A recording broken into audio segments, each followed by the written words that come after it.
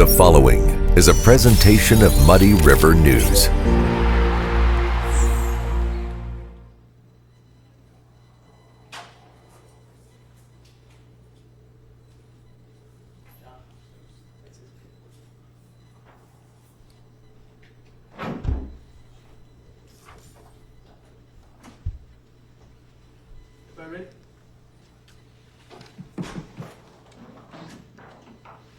Ladies and gentlemen, please rise. The Session Circuit Court is now reconvened with Honorable Scott D. Larson, Judge presiding. Please be seated.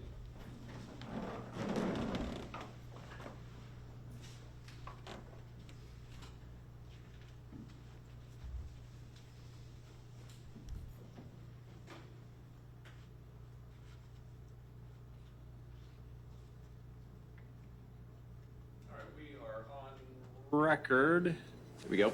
24 CF 439 People versus Alan Pacheco. Mr. Pacheco appears. He's in custody of the Sheriff's Department. Looks like he appears with counsel. Mr. Ryan Schuenke. People appear by Todd Eiler. Mr. Pacheco, there has been filed now an amended information. Have you received a copy of that? Mr. Schuenke? I just went over it with him before court now.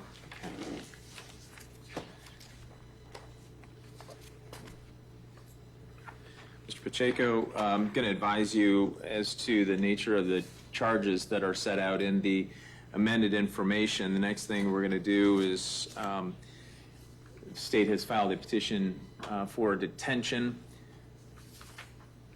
and I need to advise you that amended information alleges that on or about the 6th day of July, 2024, at and within Adams County, Illinois, Alan C. Pacheco committed the offense of aggravated discharge of a firearm, and that he knowingly discharged a firearm in the direction of Terrence Horton while located on a parking lot at 6210 Broadway, Quincy, Adams County, Illinois. That's in violation of Illinois compiled statutes. As that is charged, that is a Class 1 felony offense. A Class 1 felony offense carries with it a normal range of penalties between 4 and 15 years in the Department of Corrections. If sentenced to the Department of Corrections upon your release, you may observe up to 2 years of mandatory supervised release. You could be placed on probation or conditional discharge for a period of up to 4 years. You could be fined between $75 and $25,000 for that particular offense. Count 2, also a Class 1 felony offense, alleges that on or about the 6th day of July, 2024, at and within Adams County, Illinois, Alan C. Pacheco committed the offense of aggravated discharge of a firearm, in that he knowingly discharged a firearm in the direction of Islam Woodson while located on a parking lot at 6210 Broadway, Quincy, Adams County, Illinois. Class 1 felony offense carries with it those same possible penalties. Count 3 alleges that on or about the 6th day of July, 2024, at and within Adams County, Illinois, Alan C. Pacheco committed the offense of aggravated unlawful use of weapons, in that he knowingly possessed a Smith & Wesson M&P Shield 9mm handgun on his person or in a vehicle upon a public way within the city limits of Quincy, Adams County, Illinois, at a time when he was not on his own land or in his own abode or fixed place of business, and when it was not an invitee for the purpose of displaying of such weapon or lawful commerce, and the firearm was loaded and immediately accessible in violation of Illinois compiled statutes. That is a Class 4 felony offense. Class 4 felony offense carries with it a normal range of penalties between 1 and 3 years in the Department of Corrections. If eligible for extended term, that 1 to 3 would be 1 to 6 years in the Department of Corrections. Upon your release from the Department of Corrections, you may have to serve up to a period of 1 year. You may be fined between $75 and $25,000 for that particular offense.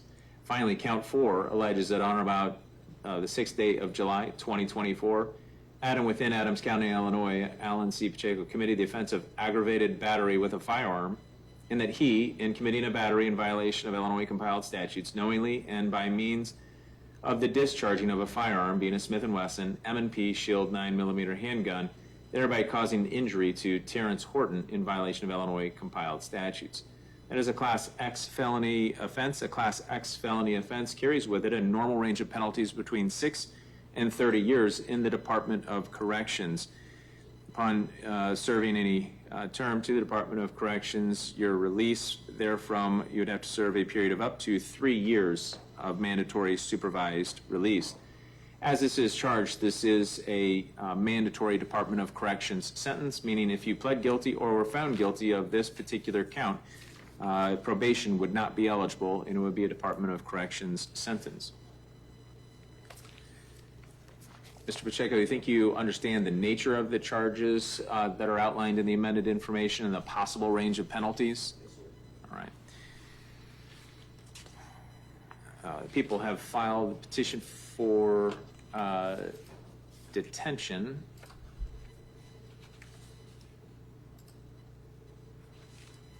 And are the people ready to proceed with that? Yes. And Mr. Schuenke, have you had ample opportunity to talk with your client about that? Yes, Your Honor. Ready to proceed? Yes, Your Honor.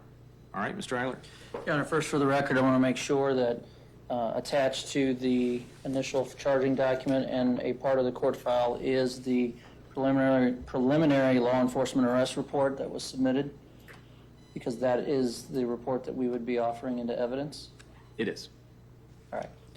With that then, Your Honor, I have no other evidence, just argument. Your Honor, we have filed a petition to detain. Now in the amended information, the charges that you just went over with Mr. Pacheco, 3 of the 4 offenses are in fact detainable offenses. Counts 1, 2, and 3. In fact, count 4 is a mandatory DOC case, as you just advised. Those charges and the extent of their sentences or possible sentences certainly are problematic. They are serious and they are detainable offenses. In addition to that, in addition to proving that we have filed charges that are detainable, we have to prove, and the burden is on us by clear and convincing evidence, that the defendant in this case poses a real and present threat to the safety of any person or persons or the community based on specific articulable facts. Certainly the report that has been received as evidence now, I believe, suggests and supports that not only is there a real and particular threat to certain individuals, that being the 2 individuals that are named in count 1 and count 2, because as this report suggests, they were shot at by the defendant, but also in general, in addition to those 2 specific individuals, the community at whole. And when I say that, I don't know that I've seen a case recently where a community at whole, or at least members of the community, have been put in danger like this. And what I mean, again, as the report suggests, is this took place in broad daylight on a Saturday afternoon at a shopping area. Quincy doesn't necessarily have a mall anymore like we used to. If we have a shopping area, it's this. It's 6210 Broadway, because that area consists of Cole Department Store, TJ Maxx, Old Navy, I believe a Shoe Carnival, a Petco, and then other stores in another section of a strip mall. Bed Bath & Beyond, and some other stores there. There's a Great Clips where people can go and get their hair cut, and that's exactly what we had. We had a public place where there were multiple individuals that were present when these shots were fired. So not only was Terrence Horton and Islam Woodson specifically at risk, but anybody that was there on that given Saturday that was simply doing nothing but shopping or even just looking, even if they had no specific intent, they were put in harm's way. And what we also have is, or had as a result of this situation, is you had people inside of those stores, inside of Petco. In fact, one of these victims runs into Petco. There is video where this defendant follows that individual, walks up to the door, and you see him holding the gun. That put further anybody in that store or in that area in danger. You had TJ Maxx go on lockdown. They locked their doors. There were people inside of that store. There were people inside of every store there. There were people in their cars. There's a video that exists of individuals that took a video as they pulled up and were getting out of their car as this very thing happened. So to say that other individuals besides the two specific ones that are named were in danger and put at risk is an understatement. And that is absolutely evidence that I believe helps meet our burden in this case. We also have the situation where, if you look in the police report, we also have to prove or show that the proof is evident, or the presumption great, that the defendant committed the offense. In fact, that's the first factor. And I skipped over that. That's the first factor in this formula. But the police report shows also that we have that. And we have that in particular, and to his credit, the defendant came back. The defendant came back to the scene, talked to law enforcement, and gave a statement. My version, or my words here, he admitted to doing what had just happened. So when we talk about having to prove that the proof is evident or the presumption great that the defendant committed the offense, we have that. We have it from his own words, and those are in the police reports. So I believe all of the elements of this statute and what is required of us has been met. I believe that it is definitely been met by clear and convincing evidence. And while I'm sure we will hear some arguments here in just a minute on behalf of the defendant that will be to his benefit or to his credit, we cannot look past the other that are more damning and are more proving, if you will, of our proof in terms of the detention. So we would be asking for detention. All right, thank you, Mr. Eiler. Mr. Schuenke. May it please the court, counsel. Your Honor, in regards to the factors that the state's attorney is to address with the court or provide evidence on or argument on here today, just to run through them.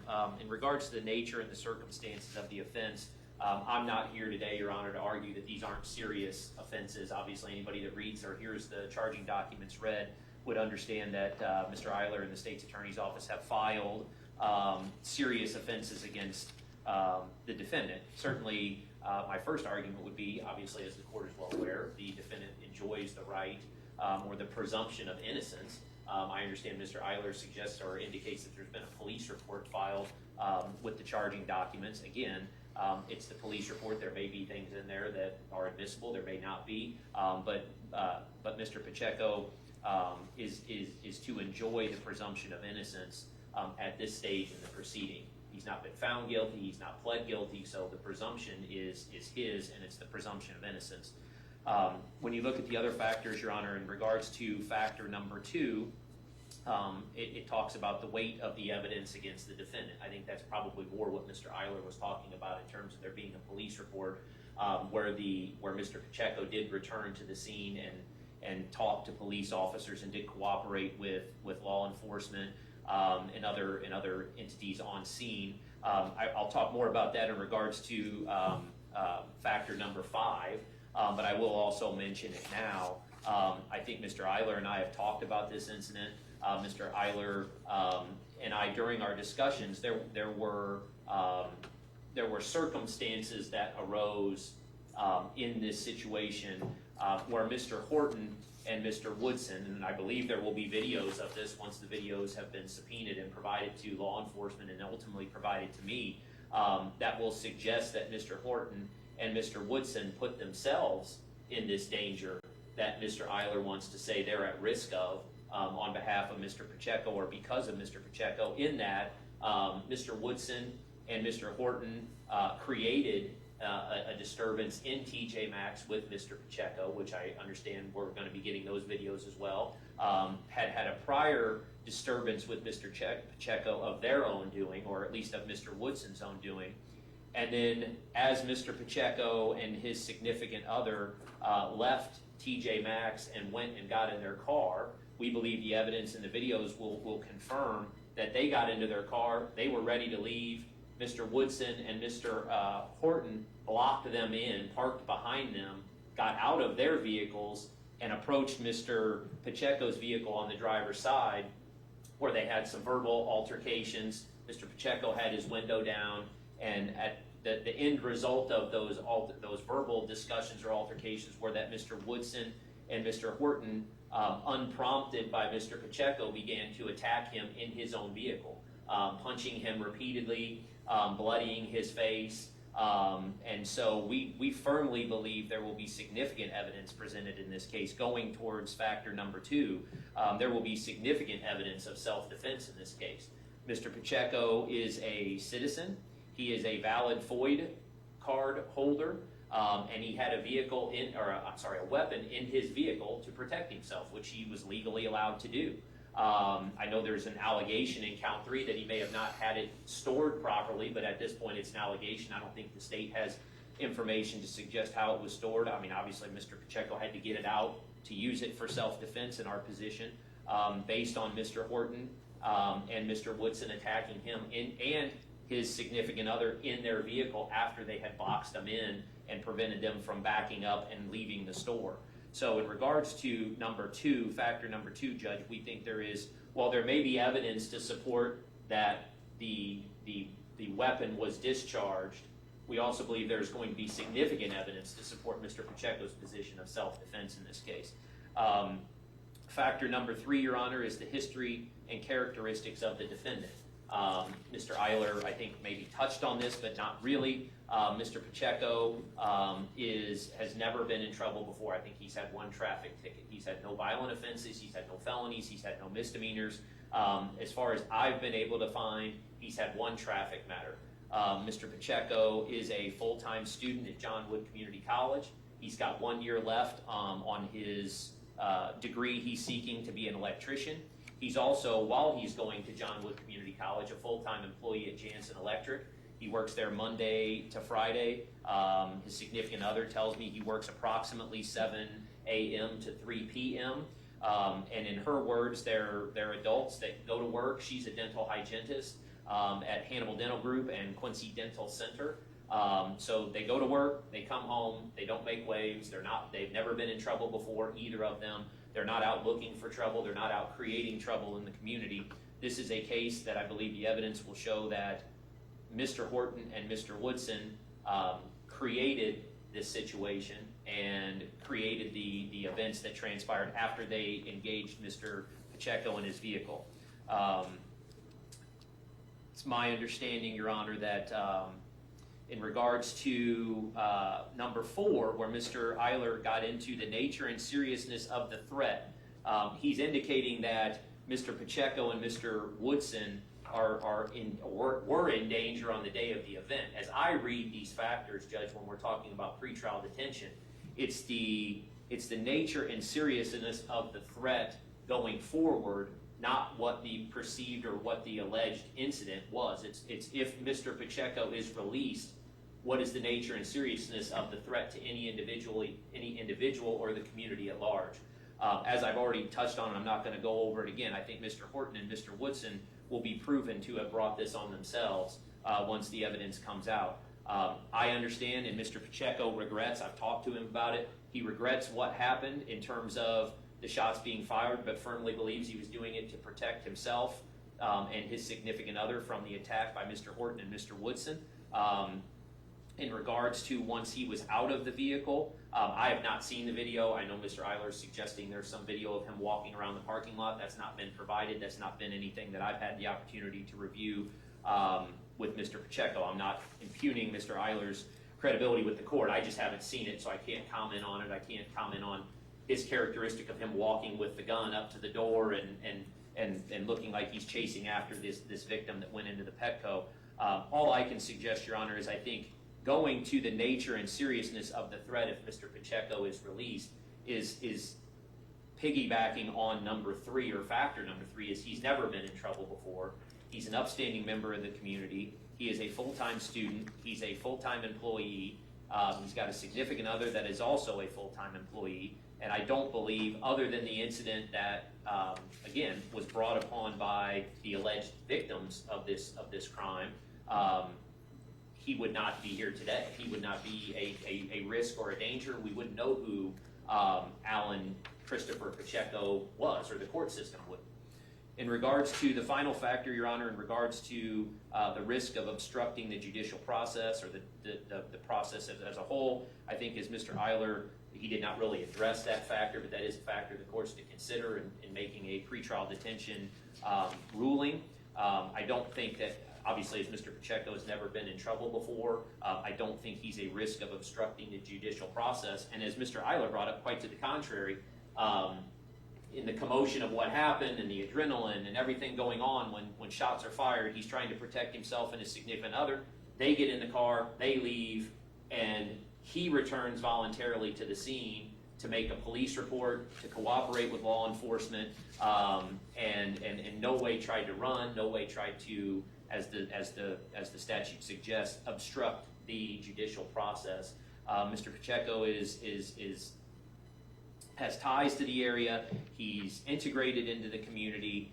He wants to finish his education at John Wood Community College, which I understand starts up again here in August.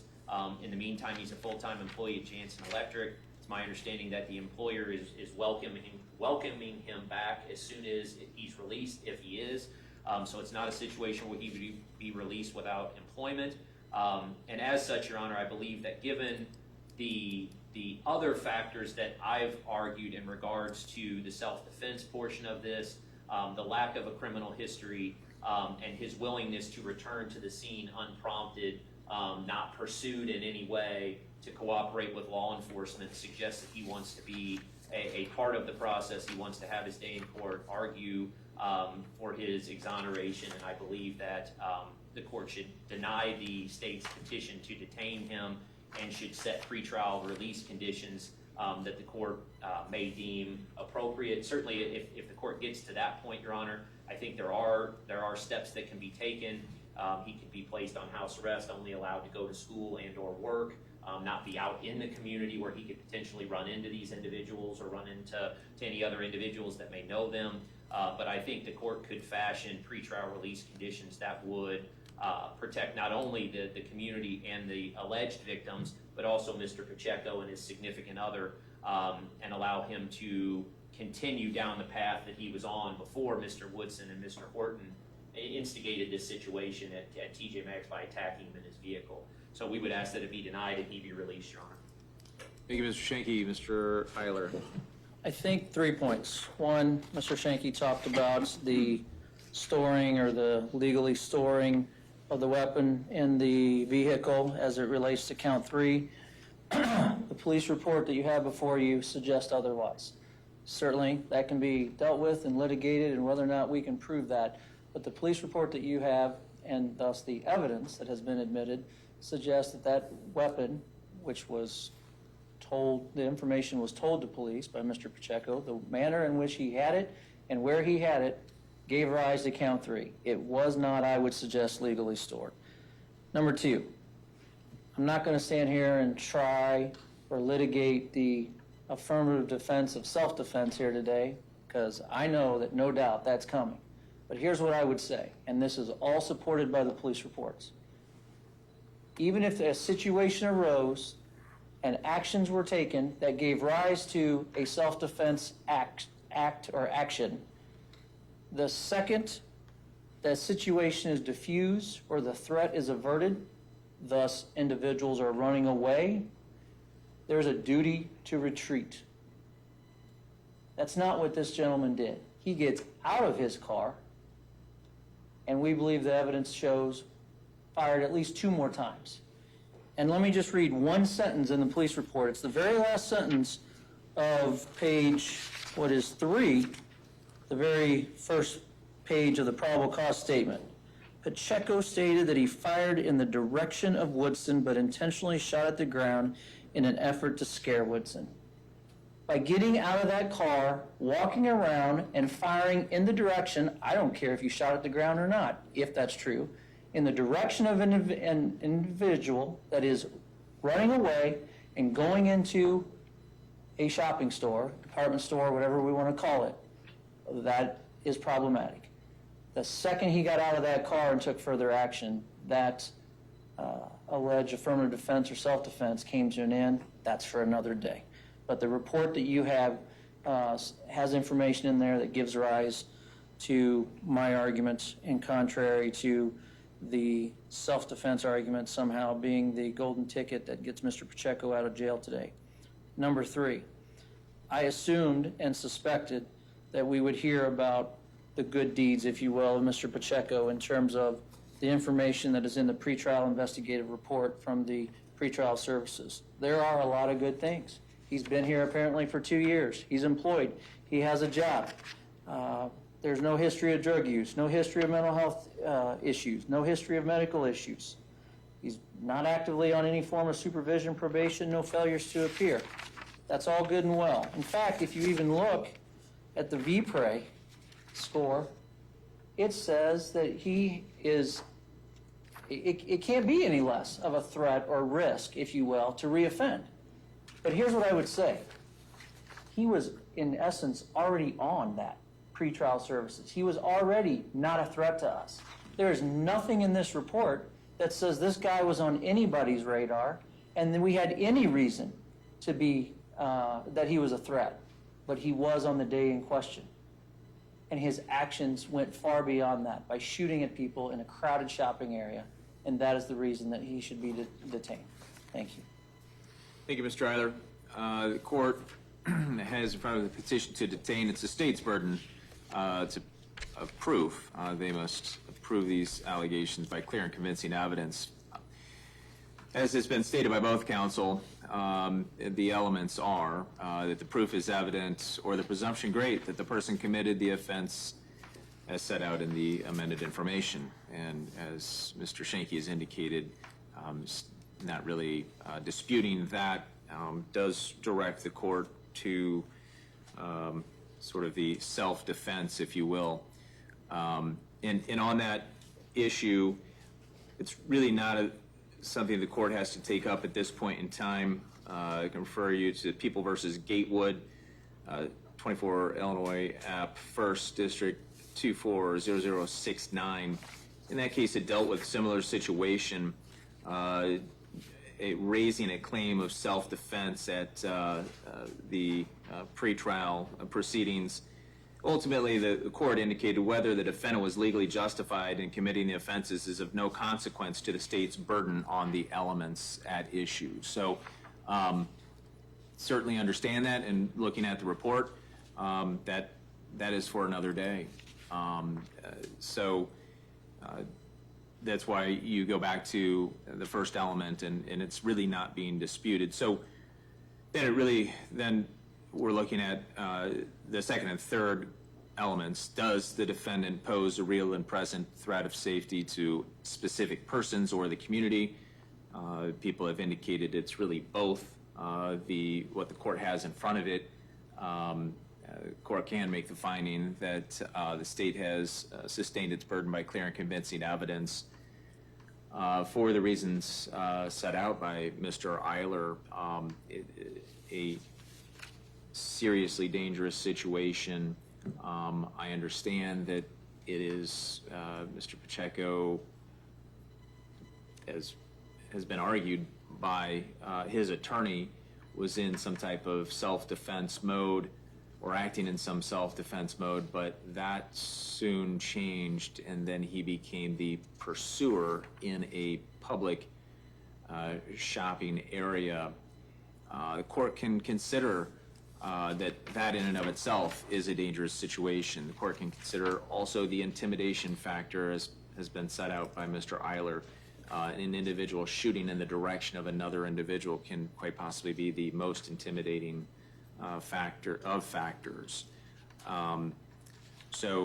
Given the nature and circumstances of the offenses charged, including whether the offense is a crime of violence, whether that involves a weapon, are all factors for the court to consider. And I am not considering all of the positive factors. This is a very unique situation that we find Mr. Pacheco with no prior record to speak of, no prior involvement. Obviously, at some time that will balance in his favor. So that's why the court can make a finding that the state has satisfied its burden to prove by clear and convincing evidence that Mr. Pacheco is a threat to the community as well as these individuals. Finally, the argument is that there is no condition or combination of conditions that can mitigate the real and present threat. Mr. Schuenke argues for home confinement, and the court can find that the state has sustained its burden of proof and shown by clear and convincing evidence that there is no other condition or conditions to mitigate that real and present threat to the community and specific persons. Just the nature of the offenses. I understand that he is employed and has school that may be starting up in August, but the use of a weapon, whether that took place in his vehicle or at home, is not mitigated just by electronic monitoring. So the court finds at this point in time that the state has satisfied their burden. The court can grant the petition for detention. And I need to advise you, Mr. Pacheco, that you have the right to file a motion for relief from the court's order. In your motion, you must set forth the grounds as to why the relief requested should be granted. If you file a motion for relief, this court will promptly hear and decide your motion. Upon appeal, any issue not raised in your motion for relief, other than errors occurring for the first time at the hearing on the motion for relief, shall be deemed waived. Regardless of whether a motion for relief is filed, the court will revisit the order of detention, the conditions of pretrial release, or continued detention under the order revoking pretrial release at each subsequent court appearance. And you have many rights throughout these proceedings. You have the right to have an attorney represent you. You have Mr. Schuenke to represent you. You have the right to a speedy public trial, either a jury trial or a bench trial. You're presumed innocent of the charges against you. It's the prosecution that has the burden of proof at all times by proving you guilty beyond a reasonable doubt. You have the right to be present at all times when your case is called. You have the right to remain silent whether or not you testify in any of these proceedings is your decision. And finally, you have the right to confront and cross-examine any witnesses against you. So, Mr. Eiler, as far as next court date? Your Honor, I asked Mr. Schuenke that. I believe he is requesting that we continue it since it is an odd-numbered case. I believe that would be the Wednesday docket. So next week is what Mr. Schuenke is requesting, July 17 and 2B at 8:45? What? Brenner, Tuesday. Odd is Brenner. Okay, so the courtroom is correct. I said the wrong date then. So it would be the 16th. That's fine. I'm sorry. But it would be in 2B.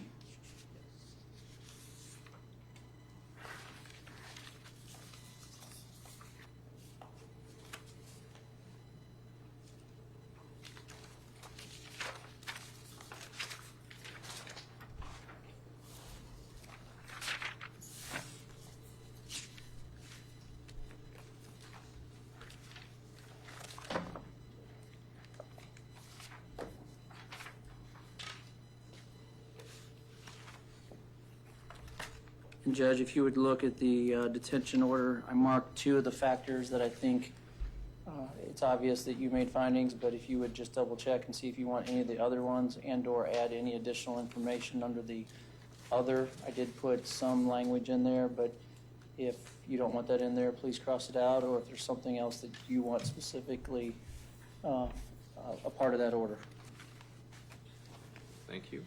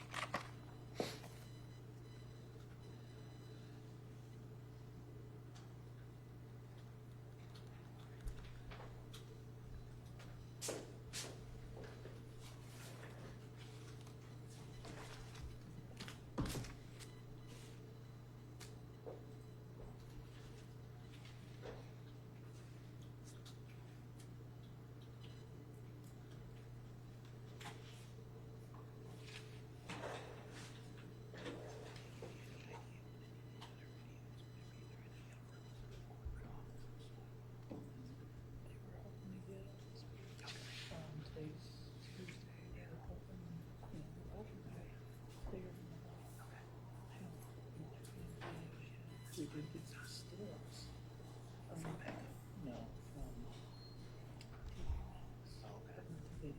So the video you have is Pacheco. Video from Pacheco. That's what he said. That's why. Yes. Okay. That one, the police. But it doesn't show you parking lot, right? It would just show him showing the door. So, yeah, it only shows her. Okay. Okay. Just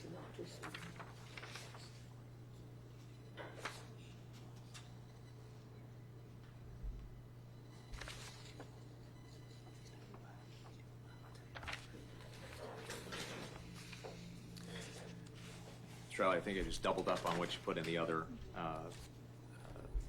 section, so making the finding that the defendant pursued victims in public shopping area and discharged a weapon therein.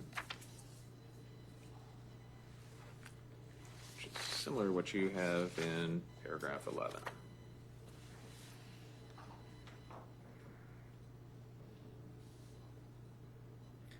I don't remember marking the last, I think it's the last box on page 3 of the detention order about appeal rights. Did I mark that?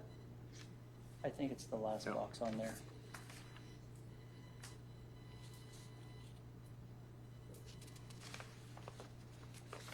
And Judge, I guess I know I mean, it might be a semantic issue at this point, but is your finding that he pursued them and then discharged the weapon? Or are you saying, because I mean, the way that read, it sounded like he pursued them and then discharged the weapon, and I don't think that was presented or argued by the state at this point. I think the argument was he discharged the weapon and then followed them down to one of the department stores. So I know it's a semantic argument, but it may be one that makes a difference. Okay. I don't know if Mr. Eiler was arguing that. I don't remember hearing him argue that.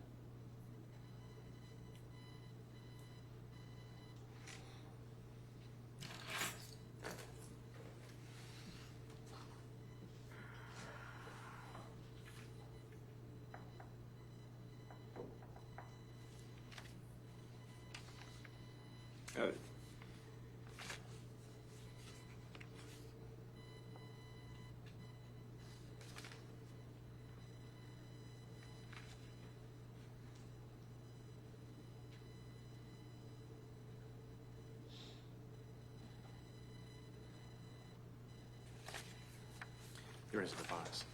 I mean, it's part of the.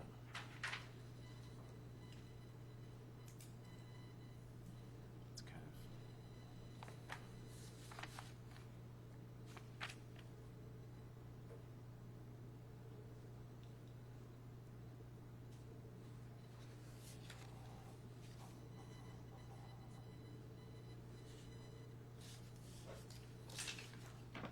Thank you. I just wrote.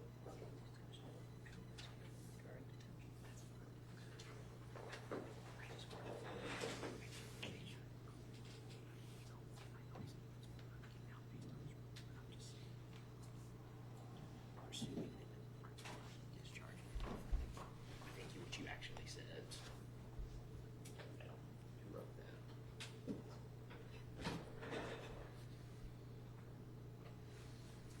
So I've indicated that the defendant discharged a weapon in the public area, striking a victim. The defendant discharged a weapon in the area to intimidate a victim. That's fine. That's fine, Your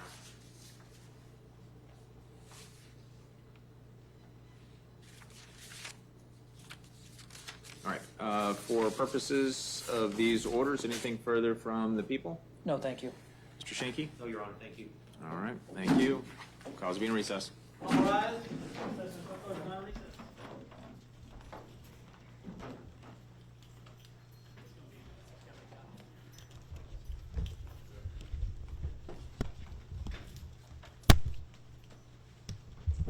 Muddy River News.